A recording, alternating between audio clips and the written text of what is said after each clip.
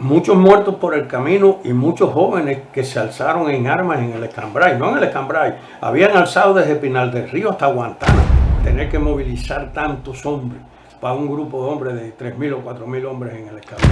Yo te digo que si surgiera un Escambray hoy, no fuera igual para el gobierno de Cuba. Es posible que durara muy poco el gobierno de Cuba.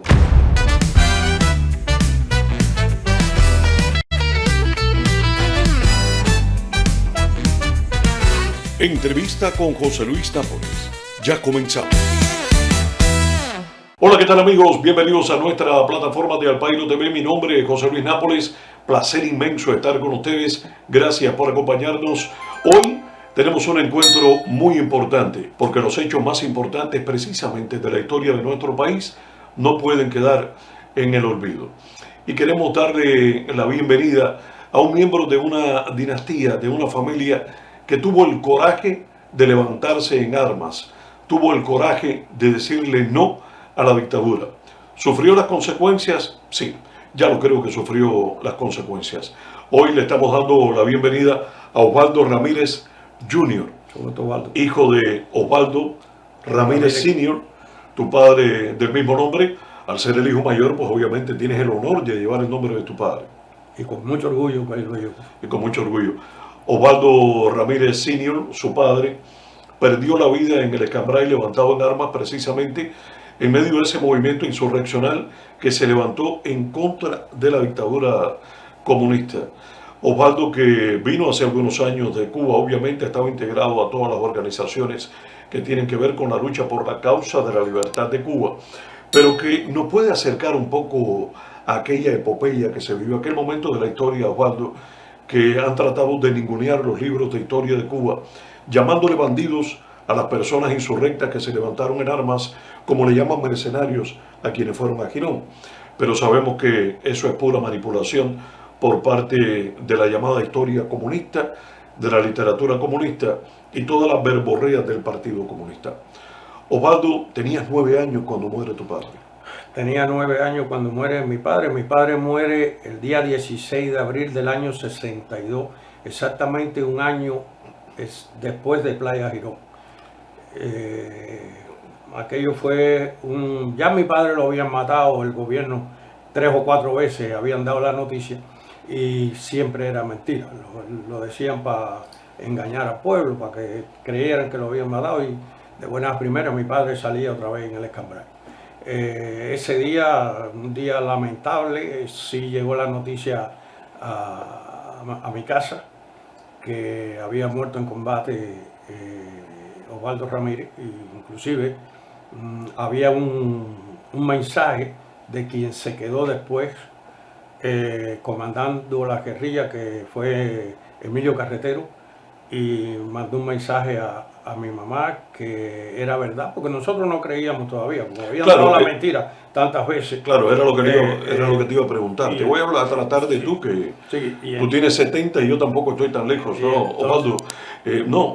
¿Quién tenía que darte el mensaje para creerlo esta vez? Porque ya antes te había dado. Esa vez nosotros no lo creíamos. Tampoco.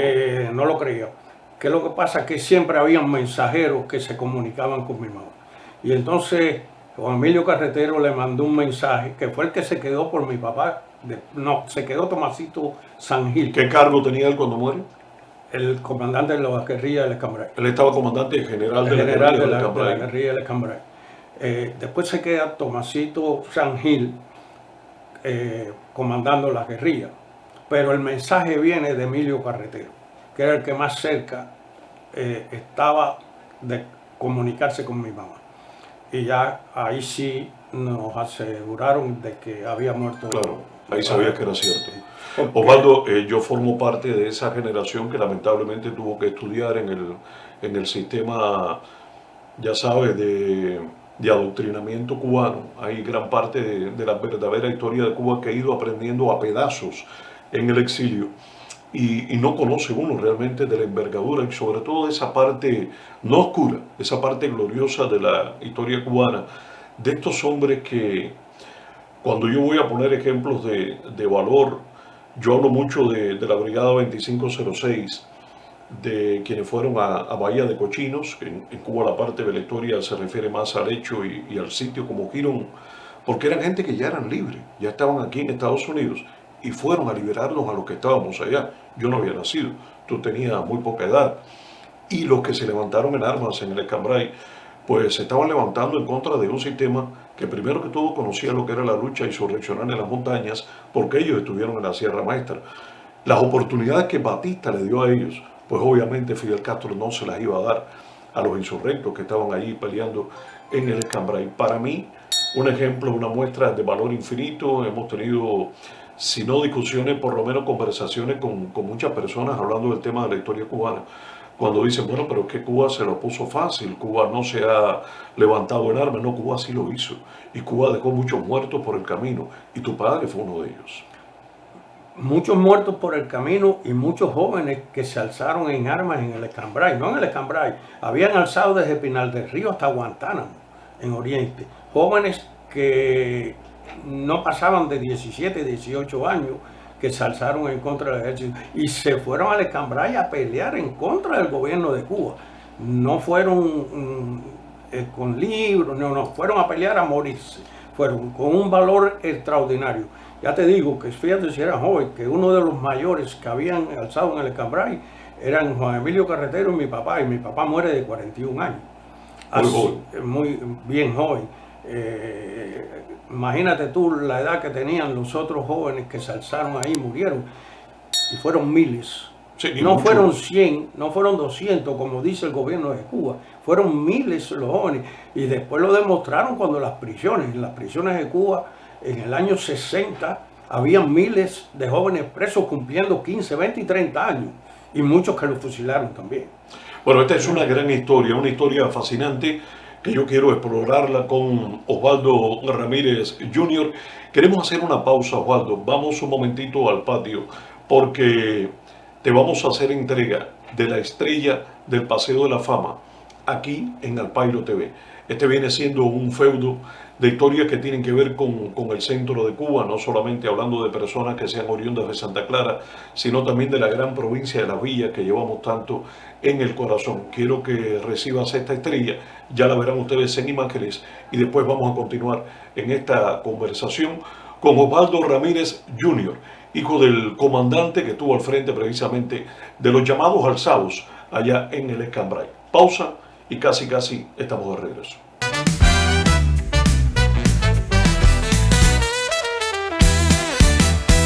Muy buenas tardes, seguidores de Alpairo TV, un canal, el canal del futuro.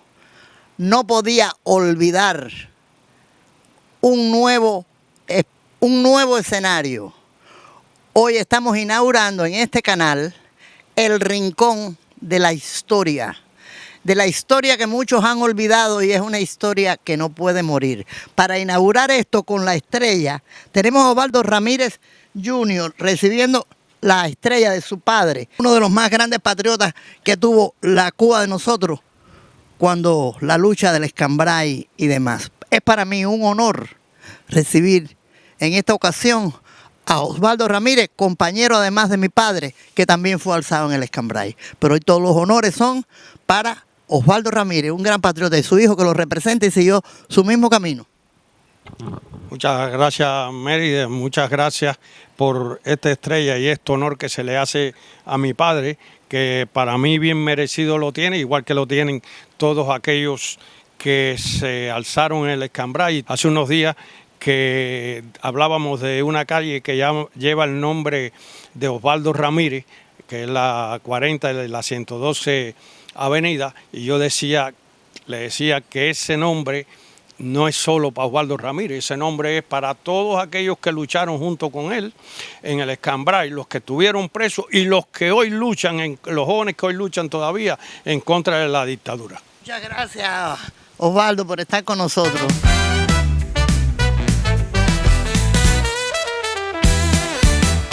Bueno, muchísimas gracias. Este emotivo momento creo que se hace justicia recibiendo el Junior Osvaldo Ramírez, hijo, la estrella que le pertenece a su padre precisamente por derecho de conquista como comandante de esa tropa gigantesca que tuvo en el Escambray. Y digo gigantesca, Osvaldo, porque de muchas maneras el gobierno de Fidel Castro, con todo su adoctrinamiento, toda la propaganda, trató de minimizar la cantidad de los llamados alzados que estaban en el Escambray. ¿Cuántos llegaron a ser en su punto máximo? En su punto máximo, yo no estoy bien claro, pero en Cuba completo, si no me equivoco, fueron alrededor de 10.000 alzados que eran desde Pinar del Río hasta Oriente. Y siendo Cuba un país de muy pocas montañas. En el Escambray solo había más de 3.000. Llegó a tener más de 3.000. En el Escambray fue el grupo más importante. Sí, el grupo más grande siempre tuvo en el Escambray. Más numeroso, ¿no? Sí. Y ya en Pinar estaba la Sierra de los Órganos, que es más pequeña. Pero habían bastante también. En Oriente también había. En Oriente sí, también. En todo Cuba, en la misma matanza que era el llano, hubieron alzados. ¿Ustedes vivían cerca? ¿Ustedes vivían en las estribaciones del Escambray? Sí, nosotros vivíamos en un pueblo que se llama Santi Espíritu. A 86 kilómetros exactamente del Escambray. Pero como niño, desde tu visión, desde el comentario que seguramente se escuchaba en tu casa, hablando bajito, obviamente, como me imagino que se hacían las cosas, cuando pasaban las avionetas para bombardear o para... ¿Ustedes sentían que ese momento estaba y que él estaba en peligro? No, es que nosotros veíamos los camiones que iban para el Escambray, porque tenían que pasar por una carretera, la carretera de Trinidad, que era cerca de donde nosotros vivíamos en ese momento. Nosotros cuando la limpia del Escambray, que mandó alrededor de 80 y pico mil milicianos de toda Cuba al Escambray, nosotros vimos pasar esos camiones, que en una ocasión yo le dije a mi mamá, yo creo que a mi papá sí lo va a matar ahora. Sí, es muy difícil que escape.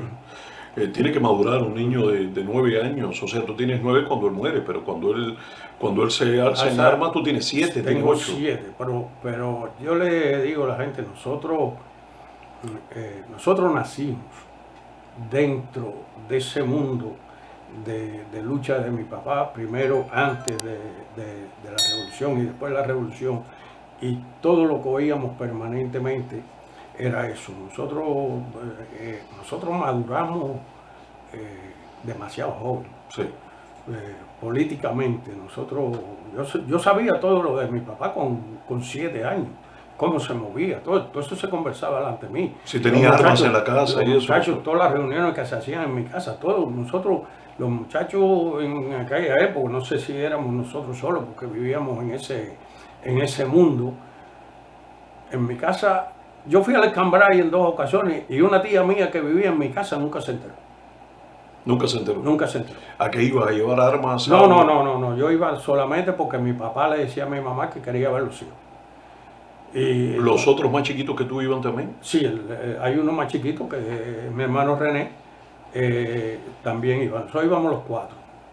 Entonces, pero tengo una hermana mayor que cuando matan a mi papá tenía 15 años. No tenía más. Tú eres el más grande de los hombres. De los varones, soy el mayor. Y mi hermana mayor, pero mi hermana mayor iba cada 1 mes y medio a ver a mi papá al Escambray. Mi hermana mayor tuvo 15 días antes de que mataran a mi papá en el Escambray durmiendo en un cuarto con mi papá en el Escambray. Wow. En un cuarto de una casa. Un bohío de unos guajiros. Ya, que le daban refugio. Que le daban refugio y ayudaban a los alzados, porque los alzados más bien empiezan a caer en decadencia cuando Fidel decide hacer un campo de concentración en Pinar del Río, en Sandino, y saca todos los guajiros del Escambray, que él se imaginaba que estaban ayudando a los alzados, y los manda para Sandino, que era prácticamente un campo de concentración, fue lo que hizo en Pinar del Río. Claro, tenía la experiencia de la sierra Fidel Castro, mientras ellos se nutrían de la alimentación que le daban los guajiros en la sierra, mataban cerdos, mataban vacas, porque muchos de eso hicieron bastante. Hay quienes dicen que lo que tenían era un turismo de montaña prácticamente, con esporádicos combates. Estoy hablando de la gesta de la Sierra Maestra. En el Escambray era duro y sin guantes, y sobre todo porque al tener la experiencia, muchos dicen que el gran problema de Cuba comienza con el golpe de Estado de Batista, el 10 de marzo de 1952, violenta completamente el orden constitucional. crea el problema, no lo resuelve, subestima a la guerrilla que está en la Sierra Maestra, y en esa no cayó Fidel Castro. Fidel Castro sí no subestima a la guerrilla No. y movilizaba miles y miles de hombres para allá. Llegó a movilizar 85.000 milicianos para el Escambray solamente. Y que fue una cosa increíble para los miles que habían de alzado en ese momento. Que para mí fue un desprestigio grande, inclusive para él, de tener que movilizar tantos hombres para un grupo de hombres de 3.000 o 4.000 hombres en el Escambray. Pero a mí me han hablado de esos hombres que estaban en el Escambray. Creo que un hombre hacía por 100. El nivel de coraje que tenía, el nivel de convicción, porque se necesita, señores, de un coraje muy grande, un nivel de convicción muy alta para uno decir, ¿sabes qué?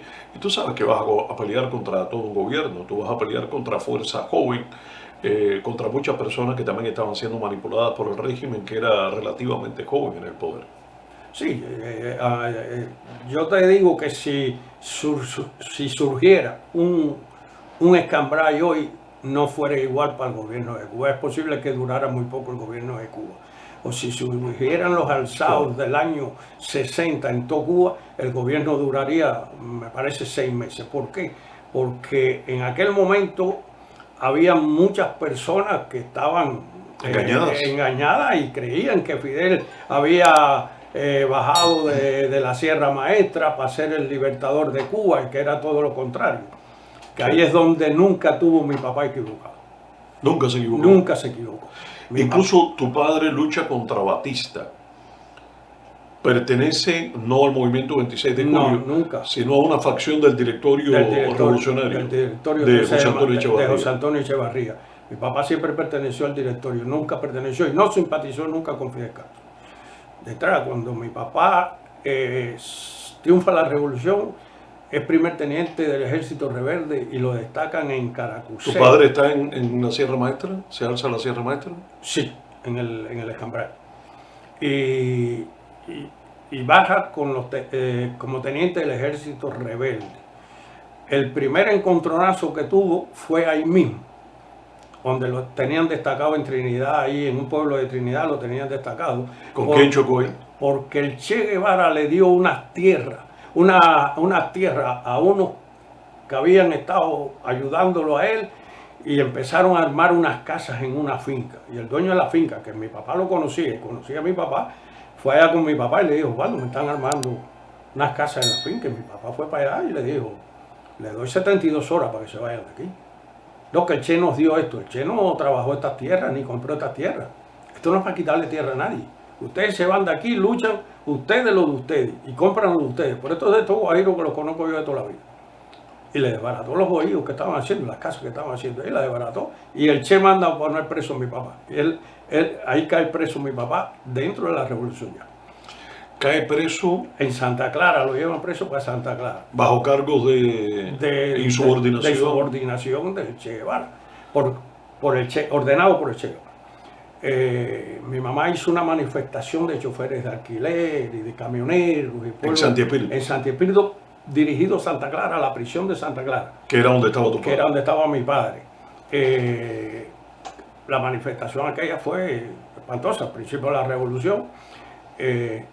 Sueltan a mi papá, le dicen a mi mamá que lo van a soltar al otro día. Mi mamá le dice que no, que ella no se va de ahí hasta que no suelten a Osvaldo. Y no se fue hasta que lo soltaron. Fidel inteligentemente... Con tan buena suerte que ya el Che no está en Santa Clara, ¿no? No está en Santa Clara, está en La Habana. Claro. ¿Qué es lo que pasa? Porque caer en manos del Che en una prisión puede pasar cualquier cosa. Pero ¿qué es lo que pasa? Que todavía mi papá lo suelta y Fidel inteligentemente, en vez de dejar suelto a mi papá, lo manda a buscar para La Habana. Lo pone de capitán de la policía destacado en el Castillo Príncipe. ¿El propio Che? No, Fidel. Fidel Castro. Lo manda y lo hizo. Y lo pone de capitán de la policía en La Habana, pero destacado en la prisión del Castillo del Príncipe. ¿Qué es lo que pasó? Ahí ya vieron que mi papá era con todos los presos, como se llevaba, esto ya no le convenía tampoco. Y ahí vuelve a tener una discusión con el Che, ahí mismo en el Castillo del Príncipe. Que por cierto, lo dice mi mamá, que decía mi papá, que le había sacado una pistola y le había dicho que a él ningún extranjero lo mandaba, pero cometió el error que estaba alante de Raúl Castro. Y Raúl Castro al otro día, o a los 2 o 3 días, sí le mandó una misiva que iba a ser trasladado del Castillo del Príncipe O sea, tu padre le saca una pistola al Che, en el Castillo del Príncipe Ahí. en una discusión. en una discusión ahí. Y porque parece que... No tenía escolta el Che Guevara en ese momento. No, bueno, ellos siempre tuvieron escolta. El problema es que al entrar al Castillo del Príncipe no hacía falta escolta, porque eso estaba custodiado claro. completo. Mi casa estaba custodiada. Pero tiene que completo. haberse vivido un momento muy tenso. Entonces, ahí tuvieron la discusión y cuando ya a los 3 o 4 días, mi papá, Raúl llama a mi papá y le dice que va a ser trasladado a un pueblecito limonal que Eso es queda Matanzas. en Matanza. O sea, tu padre era visto como un hombre conflictivo. Lo tenían con la etiqueta de revolucionario, pero conflictivo, Claro, un poco problemático. que no estaba de acuerdo con las cosas que estaban haciendo. Un ejemplo este mismo de Sí, quitarle entonces- una tierra a un guajiro por gusto. Y mi papá Claro. decía que esto no se hizo para quitarle tierra a nadie. Esto se hizo para hacer una revolución, para quitar a Batista, no para Y hacer... baja tu padre con grados de teniente para Limonar, donde lo destacan. No, del Castillo del Príncipe a Limonal, Ok. que ahí era capitán de la policía Bueno. del ejército rebelde. Y va a Limonal. De ahí es donde ya mi papá está conspirando mucho antes. Está conspirando. Ya mi papá tiene una organización allá en Santi Espíritu y Jatibonico, un pueblecito se llama Jatibonico, que tenía unos grupos organizados para alzarse ya y estaban conspirando en contra del gobierno. Pero ya ahí mismo en Limonal, él habló con mi mamá, según mi mamá, yo era muy joven cuando fue, un niño, y le dijo a mi mamá, mira, yo conozco al gobierno y esta gente que están gobernando. Yo tengo que alzarme ya, porque de allá del central se va a caer un hierro un día, y aunque yo esté a 10 cuadras, le va a caer arriba a Puerto y lo va a matar. Y le dijo, esta gente son unos delincuentes, así que tengo que alzarme. Y de ahí mismo se alzó. Son 25. Todo este proceso de tu niñez transcurre también, o sea, tu madre queda embarazada, supongo, de tus hermanos menores en el proceso en que No, ya mi hermano había nacido también. también había Sí, nacido. ya mi hermano tenía 5 años cuando eso. Tiene que haber sido también duro, ¿no? Por eso es que digo que no solamente es valiente el que se alza en el Escambray o en diferentes zonas, sino también la propia familia que tiene que sufrir el sacrificio de que... Es que lo sufrimos. Nosotros íbamos a la escuela y en la escuela nos tenían organizados grupos afuera para que nos gritaran hijos de contrarrevolucionarios, gusanos. Claro. A nosotros teníamos, la casa de nosotros en Santi Espíritu tuvo cerca 3 meses que los libros de la escuela de entrada y salida los revisaban hoja por hoja para poder Cuando él entrar y salir. decide irse para el No, Escambray. ya estaba alzado en el Ya se Escambray. había ido para el Ya estaba en el Escambray. Escambray. Sí, entonces, porque nosotros vivíamos en Él fue Matanzas. fundador, él fue pionero de los primeros alzados ahí en el Escambray. El primero de los comandantes que hubo en el Escambray fue Evelio Duque. Chichigami, que está vivo todavía, vive en Hialeah también, fueron de los primeros que se alzaron. Esa gente se alzaron en el mismo 59. ¿Ya había pasado Girón? No, ellos se alzan antes de Girón. Antes de Girón. Sí.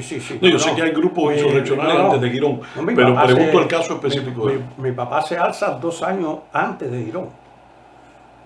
Fíjate que mi papá muere un año exacto después de Bahía Cochino. Ya. Y llevaba un año alzado ya, llevaba 2 Un años, año. 2 años alzado llevaba. Claro, cuando él se alza todavía no ha muerto Camilo Cienfuegos. Sí, ya muere. había muerto. Aquel Eso show fue otro show que vivimos nosotros viviendo en el Castillo del Príncipe. Él siempre que- estuvo convencido de que fue asesinado. Que fue asesinado. Y eso fue otro show que cuando empezaron a dar la noticia y unas avionetas a pasar y a tirar partes que Camilo había aparecido, era la propaganda. Y en ese mismo momento mi papá le dijo a mi mamá, acaban de matar a Camilo. Fíjate si mi papá conocía cómo funcionaba. ¿Cómo se funcionaba? ¿Tuvo algún indicio, alguna anécdota de alguien que arrojara luz sobre cómo fue lo de Camilo? ¿Alguien en el Escambray? No. Yo que yo sepa, no tengo nada que haya oído yo, sí, no. Ha sido una historia tenebrosa, la historia de la Revolución Cubana, muchos hechos eh, desde la historia de Ochoa, lo de Camilo, las presuntas traiciones que no lo fueron tanto, los asesinatos, los llamados ajusticiamientos que no fueron otra cosa que homicidios premeditados, El fusilamiento de William Morgan. los fusilamientos, en fin. Pero creo que no hay una historia más mediática, más oscura que la de Camilo Cienfuegos, ¿no? Porque era de ellos y prácticamente lo mandaron a una muerte segura. Y algún día se escribirá la verdadera historia, pero con hechos, con argumentos que sean irrefutables. Porque lamentablemente todavía hay gente que se niega a admitir lo que se abre paso como verdad por el mundo entero. Sí, eso yo creo que hoy por hoy ya son muy pocas las personas que creen que de verdad Camilo se cayó al mar. Camilo fue mandado a matar. Camilo tenía en ese momento una popularidad que se iba por encima de Fidel y mucho más de Raúl Castro. O sea que la posición que hubiese tenido que Raúl Castro dentro del gobierno, a quien de verdad le pertenecía era Camilo, no a Raúl. Y Fidel no iba a permitir que hubiese otro que no fuera su hermano el que estuviera al lado de él. Que era una marioneta la que podía, claro, que él podía manipular. Y que no tenía el carisma de Camilo, que claro, le podía robar un grupo de aplausos. Decía la gente que la sentencia de Camilo viene un día que los presentan a los dos y la gente grita más cuando mencionan a Camilo que cuando mencionan a Fidel. Ya a partir de allí, obviamente era una piedra en el zapato de Fidel Castro, además de su conexión, su dominio con las tropas, como la gente lo quería. Sin embargo, todo parece indicar que Camilo también fue uno de los grandes engañados, porque le fue fiel a Fidel Castro, creyó en él, y yo creo que esa fue la soga que le apretó el cuello. Yo digo que Camilo también quería cambio, era posiblemente afiliado al Partido Comunista, pero lo que nunca se... Más su hermano que él. El comunista era Omar y pero el Camilo también. Pero lo que nunca se imaginó de qué era capaz Fidel Castro. Sí, nunca lo subestimó. Que fuera capaz de fusilarlo a él y matarlo o mandarlo a matar. Él me parece que nunca creyó eso. Y él nunca me dio el alcance. Porque Fidel Castro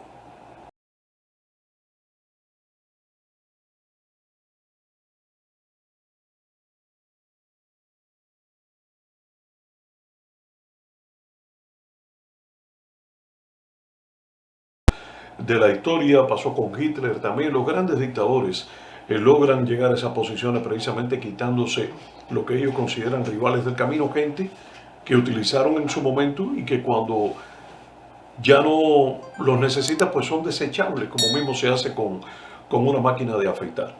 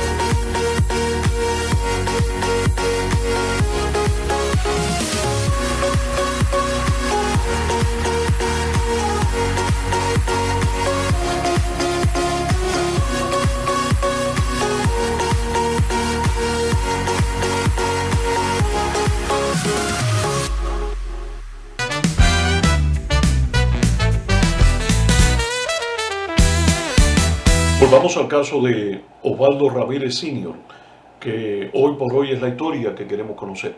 ¿Era tu padre orador? ¿Era de hablar en las tropas? ¿O era el clásico guajiro que te ponía la mano en el hombro y te convencía con palabras duras? Yo te diría que era el clásico guajiro que se ganaba a los demás con los hechos.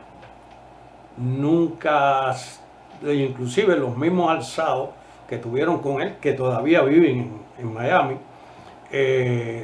decían que a Osvaldo había que seguirlo porque el primero que exponía se exponía a la muerte era Osvaldo.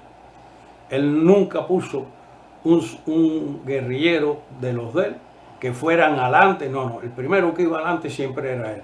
Y decía que por eso se ganó la admiración de todos los que estaban en el Escambray y de todos los que pasaron por la guerrilla de Osvaldo Ramírez. ¿Estuvo herido en algún momento que tú fueras a verlo? En una ocasión lo detienen, lo coge preso, la milicia lo coge preso. No sabían a quién había cogido preso. Y lo llevaban detenido y aguantado por los brazos, según tengo entendido. Pero cuando llegaron a una loma, mi papá se tiró. Y cuando se tiró, los milicianos lo dejaron. Ellos, de ahí no puede vivir. Con la mano amarrada se tiró por un precipicio. No puede supervivir ahí. Y se fueron. Pero mi papá llegó al campamento como los 4 o 5 días. Ahí sí estuvo en mal estado, que inclusive hubo un médico que fue de Santi Espíritu a la Escambray a curarlo. Después cumplió 5 años porque a los 20 años hubo alguien que dijo del médico que había ido a curar a mi papá, lo mencionó, y fue a cumplir 5 años en prisión el médico ese. Años después, bueno, creces, muere tu padre, quedan ustedes marcados para siempre como familiares de lo que ellos llamaban forrajidos, alzados, pendencieros, en fin, usaban todos los nombres, todos los calificativos para tratar de ningunear a estas personas que no son otra cosa que héroes de la historia no contada, y que entrevistas como estas y libros como muchos que me has recomendado, pues contribuyen precisamente a dejar las cosas muy claras. Creces, te dedicas al deporte, me dice, estabas en el sector del baloncesto. Sí, ibas a ser un muchacho muy alto, ¿no? Eras talentoso en el deporte. Yo empiezo como profesor de educación física, sin ir a ninguna escuela de deporte, no había ido a ninguna, no fue al Fajardo famoso, no fui a ningún lado, pero como siempre estaba practicando deporte de niño, y entonces me ubican como profesor de educación física. Yo te digo que más me dieron el trabajo para tenerme ubicado. Y te reunías con gente que me imagino que estuvo en la UMA, con gente de la iglesia, con gente que se ha venido para... Siempre estuve ligado, que era lo que más le temían ellos, que la gente se reuniera tanto conmigo. Siempre fui una persona que llamaba a los grupos y conversaba, nunca tuve problema con nadie del pueblo. Yo tenía problemas con el gobierno. Yo con la gente del pueblo, todo el mundo me quería. En Santi Espíritu mencionaba a Osvaldito Ramírez, era mencionado a Osvaldito Ramírez. No porque fuera grande, no porque hiciera nada. ¿A tu padre o a ti? Eso, a mí. A ti, no porque fuera grande, ni hiciera nada. Llevaste una especie de liderazgo dentro de la familia, o sea, dentro de los descendientes de Osvaldo Ramírez Sr., tú has sido el más vocal, el más frontal. Siempre he sido el que más los hermanos y la familia han seguido. Siempre, pero ninguno de ellos salió revolucionario, ninguno se integró ninguno. Y que me disculpen por esta pregunta. Nosotros estamos todos aquí, claro. ninguno fuimos integrados. Me imagino, ¿no? El hijo de un alzado, como le llamaban en Cuba, es difícil que tenga un cargo, que tenga una oportunidad en la universidad, que tenga una oportunidad de un viaje, eso no existe. Yo no existí. Es más, le voy a decir, estudiaba en la facultad por la noche, me gradué en la facultad, empecé en la universidad en Santa Clara y cogí la carrera equivocada. Mi señora y yo matriculamos Derecho en la universidad. Me aceptaron la primera clase. Cuando me presenté la segunda clase, me dijeron que yo no podía seguir estudiando Derecho, que cogiera otra carrera, que eso no la podía. Imagínate, ser abogado bajo la Constitución comunista, bajo las leyes comunistas. Y un abogado defensor en Cuba, con todo respeto para quien lo haya ejercido, que es quien ha intentado ejercerlo muy bien, conozco por lo menos 2 casos, es prácticamente una pantomima, una caricatura, porque no puede realmente hacerlo. Osvaldo, ¿dónde está enterrado tu padre? No se sabe. Nunca nos dieron el cadáver. Recorrimos todos los cementerios de Cuba, todos. ¿Y ese es el caso de todos los alzados? O sea, de muchos. Para que no hayan peregrinaciones. Tengo un primo hermano que fusilaron de 21 años y tampoco se sabe dónde está enterrado. Porque no fue solo mi papá. ¿Te contaron alguna anécdota cómo él cayó? Sí. ¿Fue una emboscada? ¿Cómo fue? No, fue un cerco que le hizo la milicia.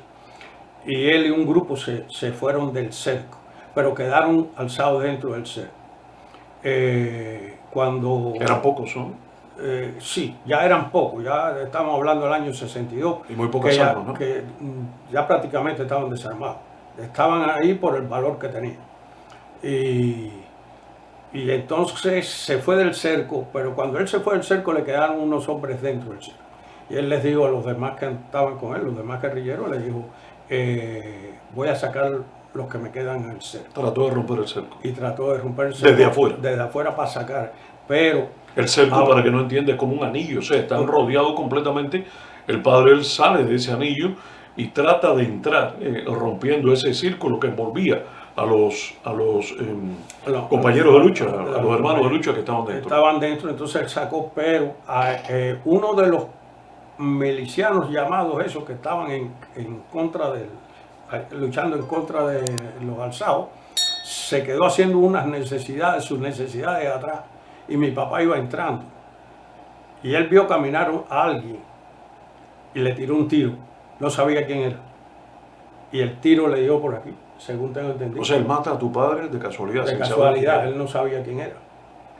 Que por cierto, es un señor que vivía cerca, que después me enteré de toda la historia, por un pelotero del equipo Cuba, que no voy a decir porque está en Cuba todavía,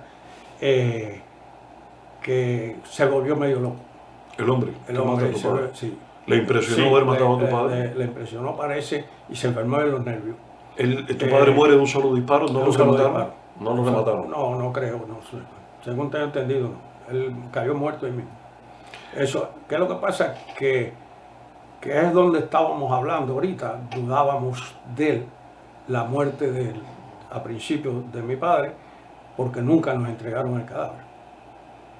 Nunca nos dijeron dónde estaba enterrado. ¿A otros familiares le han entregado los cadáveres? Algunos creo que sí. Pero no es que fuera un líder, como el caso de... algunos que sí, pero a muchos no le entregaron los cadáveres. Por ejemplo, Pedro González, no creo que a la familia le hayan entregado el cadáver tampoco. A Emilio Carretero sí, porque lo fusilaron, lo cogieron y lo fusilaron. Pero los que mataron en el combate, casi ninguno de los dirigentes le entregaron los cadáveres a la familia. Y hoy por hoy nosotros no sabemos dónde está el cadáver de mi padre. ¿A tu padre solamente le decían Osvaldo o tenía Osvaldo. no tenía un seudónimo? No. Como por ejemplo el guapo Agapito. No.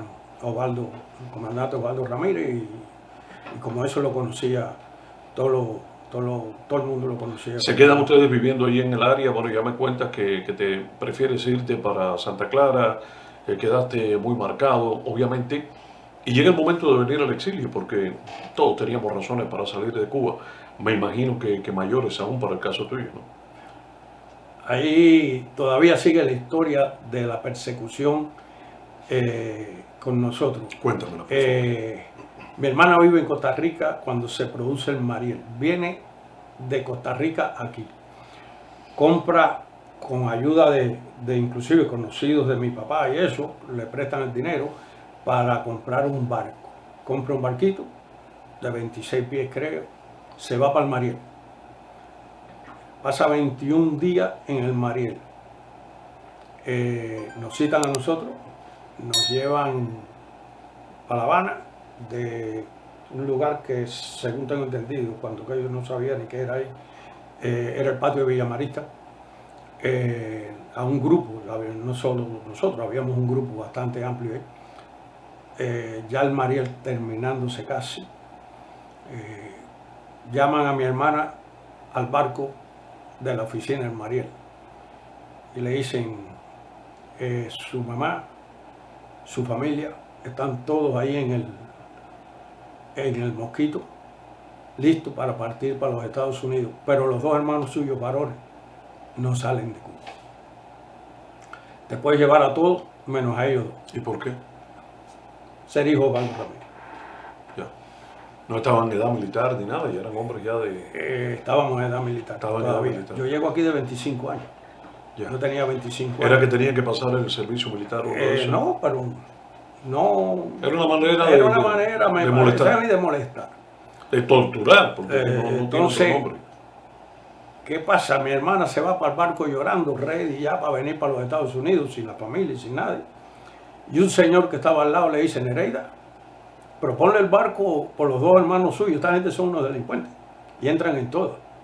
Mi hermana, acostumbrada a vivir aquí en Costa Rica, temía decirle a ellos que cambiaba el barco por dos de la familia. Pero no, fue así mismo. Se cogió todos los papeles y fue a la oficina y le dijo, mire, ahí tiene, lleva 1 mes y medio comprado el barco. Le firmo la propiedad, le firmo todo si me dejan salir a la familia y los dos hermanos míos. Y a las 2 de la madrugada de ese día vino un camaronero, 175 personas para acá. Para se queda el barco de tu hermana y los mandan en otros. Nos mandan a ella también en otro, en un camaronero para acá, 170 y pico de personas en el camaronero veníamos por acá. ¿Cuánto era la proporción de personas normales a personas que estaban enfermas mentales y sacados de las cárceles? En esa época ya no tanto. Ya no tanto. Ya no tanto porque nosotros inclusive, mi hermana cuando llega aquí, que llegamos aquí, la detienen por contrabando humano, porque ya el Mariel estaba cerrado. ¡Wow! Y la soltaron al otro día, sin problema de ningún tipo. La soltaron y ella expuso todo, fue a la corte, desestimaron todo y no tuvo problema de ningún tipo. Sin duda has tenido que dedicar tiempo y lo has hecho porque sale de tu corazón a tener actividades para la causa de la lucha de Cuba aquí en el exilio. Háblame de eso. Es que desde que llegué al exilio me preocupé mucho por los expresos políticos y mucho más por los que habían estado alzados en el Escambray con mi padre. Me uní a los expresos políticos, a todas las actividades. ¿Te apoyaron? Sí, no, desde que llegué. Yo desde que llegué aquí, los expresos políticos todos enseguida me cogieron como si fuera uno más de ellos. ¿Te hicieron historias de tu padre? Sí, cómo no. ¿Supiste más de tu padre? ¿Conociste más a tu padre a través de ellos que lo que viviste tú, no? Sí, claro, y de la lucha más todavía, porque hace poco se murió Zúñiga, que era uno de los que más cerca estuvo mi papá. Se murió no hace ni un año, se murió y era increíble las cosas que él hablaba de mi papá, ¿no? Y de las cosas que hacía mi papá en el Escambray. Dice que ellos duraron tanto en el Escambray alzado porque era mi papá el que estaba al frente. Porque era un líder. Sí, porque si no, no hubieran durado tanto. ¿Te sentías orgulloso cuando veías esa cosa? Súper, súper, súper. Yo voy a vivir toda mi vida, orgulloso de mi padre y jamás voy a traicionar sus ideales. Nunca. Ni arrepentido, porque obviamente tiene que ser muy duro como niño, me imagino, ¿no? Mirándolo desde mi óptica, totalmente distante en cuanto a la historia que te tocó. La falta que hace un padre, lo tanto que uno lo necesita en diferentes etapas de la vida, en el crecimiento, en la adolescencia, en la formación, en el consejo, en el ejemplo. Es complicado, ¿no? Es complicado para un niño, pero ya cuando se siente este orgullo, cuando se sabe que se fue hijo de un héroe, como es el caso tuyo, yo creo que eso opaca y nubla cualquier frustración de decir, caramba, crecí sin papá. Bueno, y tuve también la suerte que tuve una madre que se quedó viuda a los 33 años. Y quería que me hablaras de ella. Una mujer increíble. Una mujer que siempre estuvo frente al gobierno todo el tiempo. En contra del gobierno. En contra del gobierno, sí, luchando frente al gobierno. Una mujer que no se escondía en nada para decir que había sido la mujer de Osvaldo Ramírez. ¿Cómo se llamaba tu mamá? Estrella Cuellar de Ramírez. Y seguramente trataron muchas veces de, si no comprarla, tratar de desviarla. Bueno, déjame decirte algo, discúlpame. A mi mamá, después de que se matan a mi papá, se la llevan para La Habana. Y la meten en un centro a darle electroshock para que se olvidara y que perdiera la mente. Cuando mi mamá regresa, que mi hermana mayor... ¿Para Mazorra la llevan? Sí, wow. Mazorra. Ese señor que murió aquí en una prisión que lo estaban condenando, ese estaba en Mazorra cuando mi mamá le daban los electrochos. Y cuando mi mamá vira para Santo Espíritu, que yo salía con ella, la saludaban los vecinos de años. Mi mamá me preguntaba que quién era. Wow. ¿Se recuperó alguna vez? Sí, se recuperó poco a poco y se recuperó más aquí en el exilio. Murió hace 5 años nada más. 5 años. Murió hace 5 años. Pero mi mamá fue una mujer increíble. Increíble que nos llevaba a nosotros al Escambray a ver a mi papá. Todos los que estuvieron alzados en la época esa del 60 al 66. Enrique Encinosa tiene un escrito que dice los mambises del 60. Dice Enrique Encinosa que es el que ha hecho el libro más detallado sobre la guerra del Escambray. Son impresionantes porque es gran parte, señores, de la historia cubana que no se ha contado.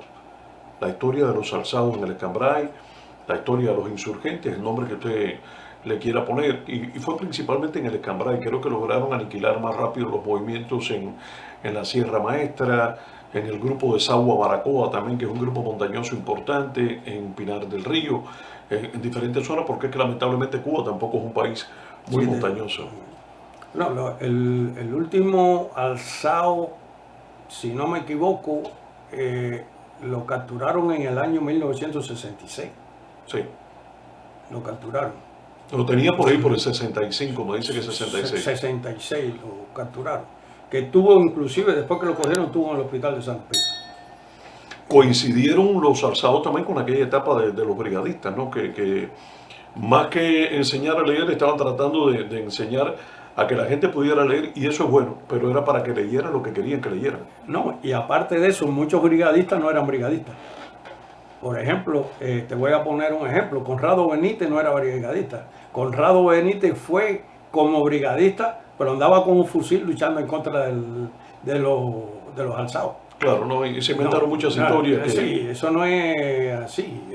Y la muerte de Conrado Benítez se la achacan a Osvaldo Ramírez, y mi papá no se enteró de la muerte de Conrado Benítez. Ah, esa es tu padre que le achacan sí, la madre de Conrado Benítez. La muerte de Conrado Benítez se la achaca a mi papá, y mi papá se entera de la muerte de Conrado Benítez a los 3 días de que habían matado a Conrado Benítez. O sea, no fue muerto a manos de la tropa de la unidad. Fue de un grupo de los que estaban con mi papá, pero mi papá no estaba ahí en ese grupo. ¿Y esa muerte se produce porque hubo un enfrentamiento armado? No, el problema no es ese. El problema, Conrado Benítez cae preso, lo tiene mi papá preso, porque lo cogieron con un fusil, combatiendo en contra de él. Lo cogen preso, lo tienen en el campamento preso, y cuando lo tienen en el campamento preso, llevaban 3 días o 4 que lo tenían preso. Mi papá lo iba a soltar. ¿Qué es lo que pasa? Que mi papá se mueve con un grupo, porque habían milicias en un lado, y deja otro grupo acá donde está Conrado Benítez. Ese grupo es el que Conrado Benítez supuestamente se les escapó. Y cuando lo capturaron, entonces lo ahorcaron. Y fue verdad que lo ahorcaron, no fue mentira. Entonces mi papá... ¿Hicieron algún juicio? No hubo nada de eso. No sé y no lo creo. Es complicado ir. Claro. Vamos a ser claros, porque hay cosas que se hacen, no se deben hacer, pero bueno, se hicieron. Y no podemos taparla. Pero ¿tu padre se entera 3 días después? Mi padre se entera 3 días después. Inclusive cuando mi papá llega al campamento, empieza a preguntar por el maestro, que es como le decía. ¿Y el maestro dónde está? Entonces le explicaron lo que había pasado. Después, esos dos que hicieron eso, trataron de fugarse del Escambray.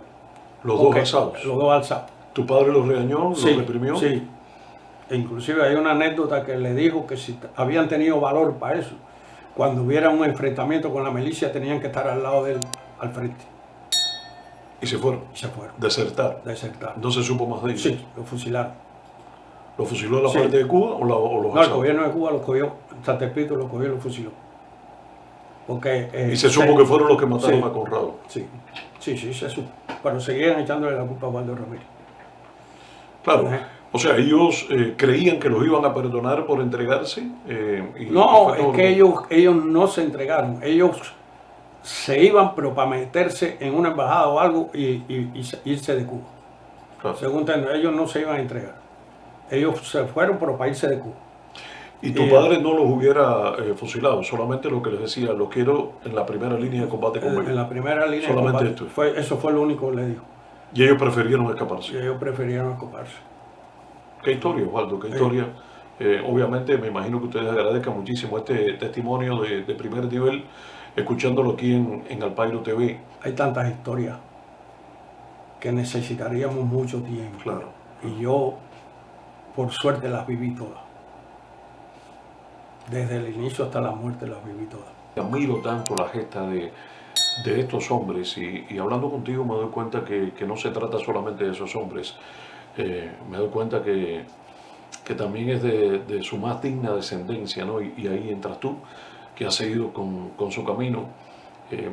Quisiera en la despedida solamente preguntarte algo, ¿no? Que siempre trato, ¿no? Porque a veces me siento con la causa de Cuba pesimista, a veces me siento un poco mejor. Las noticias llegan a cuentagotas y los hechos, francamente, no son del todo convincentes lo que pasa en Cuba. ¿Qué opinión te merece? O sea, ¿hasta cuándo es esto? ¿Hasta cuándo es esto? Hasta que el pueblo de Cuba se dé cuenta que no tiene más opción para una libertad que la de virarse al gobierno. Y que parte del ejército se haga un poco de conciencia y no vire las armas en contra de sus hermanos. Hasta ese día creo que el gobierno llegue, el final de él llegue ese día. Porque mientras exista la alternativa de salir, de huir del problema, lo vamos a hacer. Yo lo hice, o sea, no juzgo a nadie. No, es que no se puede juzgar a nadie. Pero Todos tratamos de no caer presos y todos tratamos de no ser fusilados. Y no todos pueden ser mártires ni tienen vocación de héroe. Y entonces el problema es ese. Hay muchas manifestaciones. La de la universidad. Yo siempre dije que el 11 de julio había sido el inicio. De un proceso. De un proceso. No, eso no termina. Y siempre han sido pocas, pero han habido muchas más manifestaciones. Y de hacer lo que nos toca a nosotros, porque creo que todos los cubanos podemos hacer algo y tenemos esa responsabilidad allá donde vayamos, donde estemos en un lugar que te están vendiendo un llaverito con la imagen del Che Guevara, donde alguien está apoyando el régimen o donde alguien está confundido y uno poderle hablar para que la gente entienda realmente de qué se trata, lo que ha pasado en esa Cuba que la gente desconoce. Con eso yo al menos estoy comprometido, tú ni hablar. Y yo creo que es muy importante que cada cubano entienda que puede hacer algo. Algo puede hacer. Por pequeñito que te parezca, algo puede hacer. Ni comparable con lo que hicieron gente como tu padre, con lo que has hecho tú. Y hacerle un llamado a la juventud que está aquí en los Estados Unidos, que ha tenido que emigrar de Cuba, hacerle un llamado que todavía quedan hombres y mujeres aquí de hace muchos años que todavía están luchando, todavía tienen organizaciones, todavía con la edad que tienen, están con la aspiración de una Cuba libre. Que se unan a esta gente, que se unan a nosotros. Nosotros no hemos dejado de luchar ni un solo día desde el año 80 que llegamos a este país. Siempre estamos haciendo algo, siempre estamos en la radio, siempre estamos diciendo algo, siempre. ¿Por qué? Y llegué con 25 años, no es problema de qué edad. Aquí hay muchos que pueden unirse a la causa cubana. Claro. Y analizar por qué motivo están aquí en este país y por qué motivo quieren regresar a Cuba. Yo he vivido casi 2 veces más aquí que lo que viví en Cuba. Y todavía albergo la esperanza de regresar a Cuba un día. Así mismo, Osvaldo. Aquel guajiro que murió en las montañas del Escambray, tu padre, obviamente sabrá Dios cuántas semanas y meses hacía que no te veía a ti y a la familia. Seguramente donde quiera que esté está orgulloso porque posiblemente como buen guajiro no pudo labrar la tierra en el campo, regó esa tierra con su sangre, pero dejó un legado más importante. Sembró la semilla de José Martí en tu pecho. Seguro. Y vive en ti y en la de tu familia. Así que gracias, Osvaldo. Gracias a ti, Nápoles. De esta manera estamos terminando, mi gente, por supuesto. Es un recuerdo, es una cita con la historia, para la cual Alpairo TV siempre será su mejor escenario.